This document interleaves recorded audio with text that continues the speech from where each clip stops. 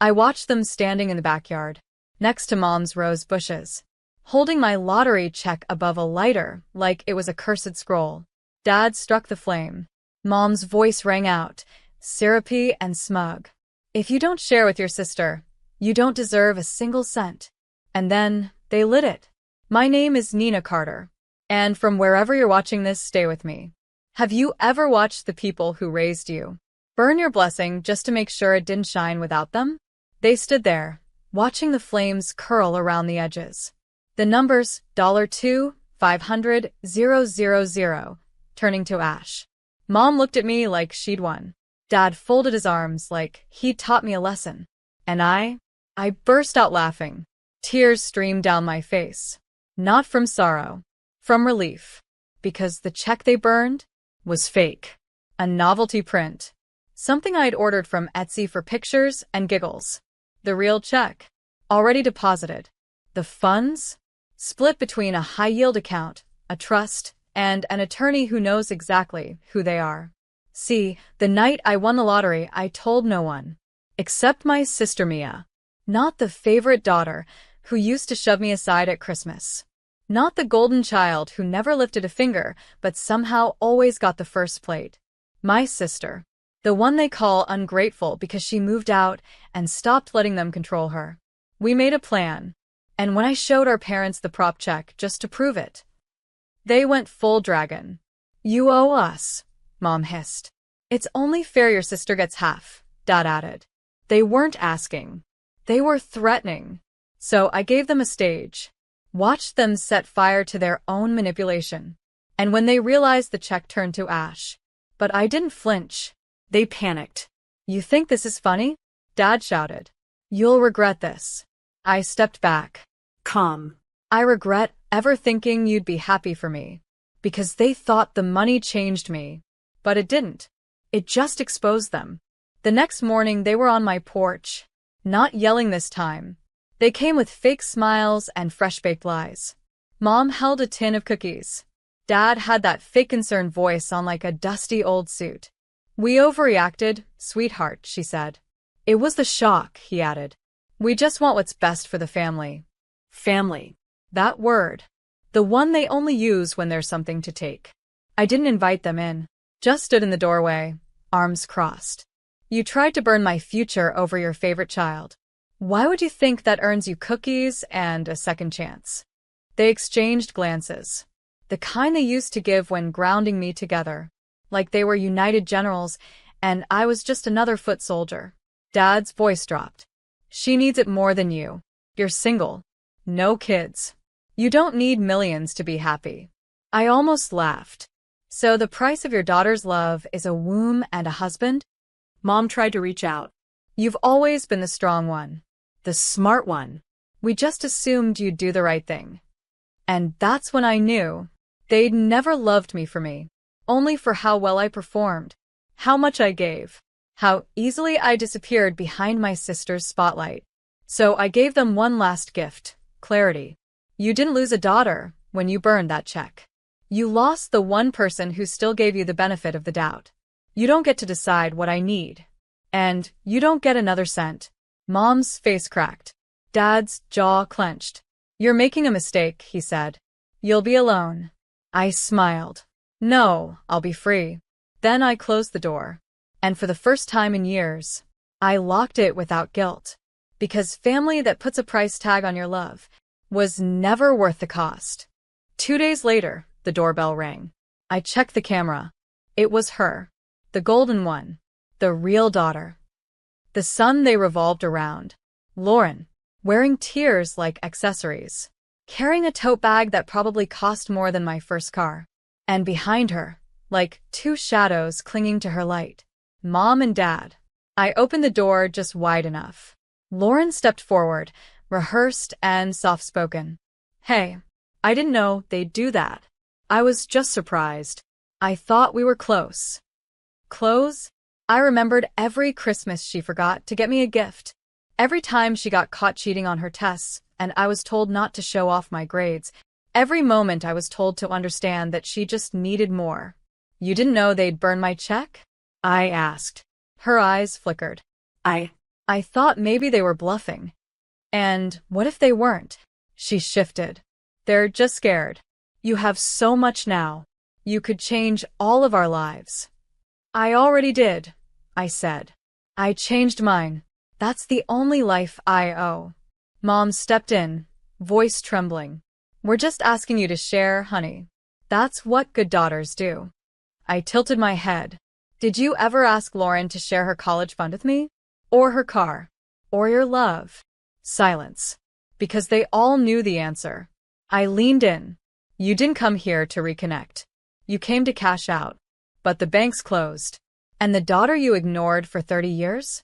She doesn't owe you interest. Dad muttered. We raised you. I met his stare.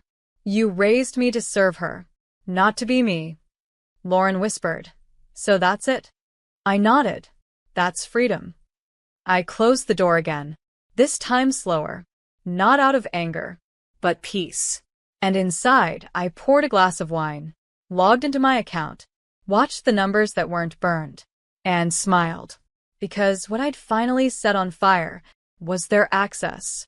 When they realized I wasn't going to fold, they did what people like them always do. They tried to control the story. It started with a Facebook post. From my mother. A photo of Lauren holding a baby that wasn't even hers. Caption.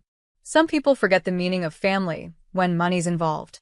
We're heartbroken but still praying for our daughter to come back to her senses. The comments came in fast. Left speech bubble. Prayers up, mama. Left speech bubble. So sad when money poisons love. Left speech bubble. She'll regret turning her back on you. They crafted a tale of betrayal, of a greedy, selfish daughter who refused to help her struggling family. They didn't mention the check they tried to burn. They didn't mention how they tried to threaten me into giving Lauren half. But I stayed silent. Because silence in the hands of the prepared is strategy. Until Mia called. She's doing interviews, she said. Local radio. Telling people you've cut ties because of jealousy. Because you never felt loved. I could have clapped back. I could have gone full firestorm. Instead, I sent one email. To a journalist I knew. With photos, voice memos, and a signed statement from my attorney confirming the incident with a fake check. A week later, the real story dropped. Lottery winner outs family's greed. How a burned check exposed the price of blood. It went viral. People who called me selfish were suddenly deleting comments. My mom shut down her page. Lauren posted something about healing privately. Even the church they attended released a statement. We do not condone coercion or emotional abuse masked as family values. Their social world? Gone. Their reputation? Ash. I didn't celebrate. Not loudly anyway. I just sat on my patio, a mug of coffee in one hand, and the knowledge that truth doesn't always have to scream. Sometimes it just waits. Because they tried to burn what they could never own. And all they did was prove I was right to walk away. It came in a manila envelope. Hand-delivered. Professional, heavy, stupid. Inside, a letter from their lawyer. Cold. Formal. Demanding. Due to your recent financial windfall, our clients, your parents and sister, believe they are entitled to equitable compensation under implied familial support obligations. Implied. Familial. Support. I laughed so hard. I had to sit down. They didn't support me when I worked 2 jobs to pay rent. Didn't support me when Lauren crashed my car and I took the blame. Didn't support me when I almost dropped out of college because they forgot to co-sign my student loan. Now, they wanted legal compensation. For the bare minimum they never even gave? I handed the letter to my attorney, Angela. She smiled, crisp and calm. I've already drafted the response, she said. 1 sentence. And it was perfect. There exists no legal, moral, or financial obligation between my client and individuals who attempted to destroy her personal property and manipulate her autonomy through coercion and fraud. Angela mailed it, certified. Then we both raised glasses of ginger ale and toasted to boundaries in bold print. They tried to call after that. Blocked. Tried to show up. Security footage caught them at the gate. But you can't scream your way into someone's peace. Not when they've built walls with every betrayal you handed them. The part that burned them most? I didn't fight with fire. I fought with facts. Paper. Policy. Distance. They tried to own my story. So, I wrote a new one. And the ink dried on something they'll never get to erase. I don't owe you anything. Not love. Not money. Not memory. And while they tried to rewrite the rules, I rewrote my life. It was Lauren who cracked first. Of course it was. She posted a selfie, crying in a car, mascara running like a confession. Caption: I just wanted my sister to love me again. This isn't about money. This is about family falling apart. A guilt grenade wrapped in faux vulnerability. The comments were split. Left speech bubble: you deserve forgiveness. Left speech bubble: but you burned her check. Left speech bubble: you literally tried to take half. Sit down. Even pity can't survive the truth for long. But the one that hit me? From someone I didn't know. Left speech bubble: the real ones never need to go online to prove their heart. They just heal and do better. I put down my phone, stared out my window, and I realized this wasn't war anymore. It was weather. They were trying to storm their way back in. I just had to stay dry. Later that week, Mia sent me a screenshot. A GoFundMe, created by my parents. Title: Help us recover from family betrayal. Goal: $50,000. They wrote, we supported our daughter her whole life. Now she's rich and heartless. We just want a chance to rebuild. Rebuild what? The narrative? The control? Their access? It raised $311. Half of that from someone named Aunt Judy, who once called me a mistake they shouldn't have kept. I didn't flinch. I didn't comment. I didn't even send it to my lawyer. Because some battles are already won when you've healed too far to be baited. Instead, I forwarded it to my financial planner. Subject line: reminder. Increase donation to the women's shelter this quarter. Because if anyone was getting a piece of this blessing, it was going to be women like me. The discarded. The underestimated. The ones who learned the difference between obligation and ownership. They broke themselves trying to break me. And all I had to do was walk away and mean it. It was a legal form, just one page. A signature at the bottom. But it meant everything. I wasn't just cutting ties emotionally. I was erasing their stamp from my identity. I changed my last name. Not for marriage. Not for aesthetics. But because carrying theirs felt like dragging chains I never agreed to wear. I chose Reed. Simple. Clean. The name of my great-grandmother. The only woman in our family who ever stood up for herself. And paid the price in silence. But I wouldn't be silent. Not anymore. The name change hearing was fast. The judge barely glanced up. But when he said, from this day forward, you shall be known as Nina Reed, it echoed through me like thunder. That same afternoon, I updated everything. Bank accounts. Business licenses. Property deeds. The last thing I changed? My emergency contact. No longer Mom. Now it's Mia. Because blood didn't show up for me. But she did. Every time. I sent Mia a photo of my new ID. She replied, speech balloon, it looks good on you. Free fits your face. That weekend, I held a dinner. Just 10 people. All chosen. None inherited. We laughed so hard we cried. A different kind of family. One built, not born. Someone clinked their glass and said, to Nina Reed, who broke the chain and walked out holding her own damn key. I stood up and said only this. I am not their lesson. I am my own legacy. The next day, they tried to call again. Blocked number. Voicemail. We heard what you did. You're not even one of us anymore. I smiled. Deleted it. Because finally, they were right. The final act wasn't dramatic. No cameras. No confrontations. Just me, standing outside a courthouse with a check in hand, made out to a scholarship fund for first-gen college girls with broken beginnings and impossible dreams.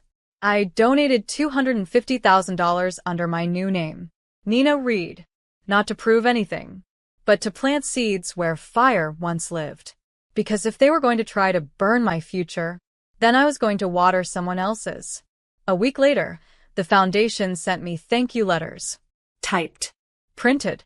But one stood out, handwritten in purple ink, shaky letters. I thought no one like me would ever get a chance. Now I can breathe.